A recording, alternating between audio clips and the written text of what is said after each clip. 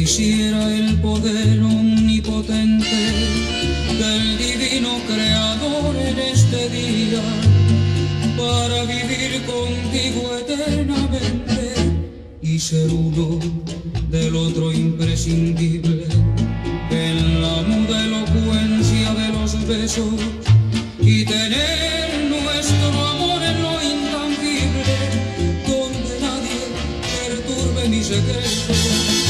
De todos tus amores tengo celos,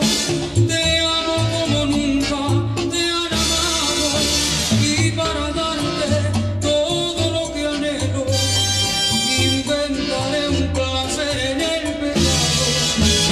Cuando la vida eterna se desprenda y el infinito muera en el olvido,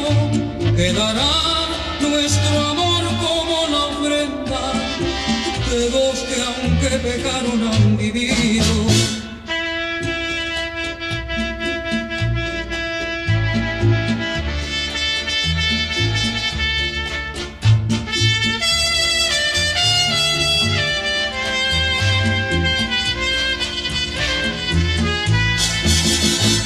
De todos tus amores tengo celos,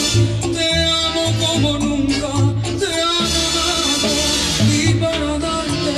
todo lo que anhelo inventaré un placer en el pecado.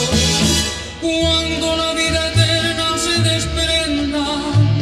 y el infinito muera en el olvido, quedará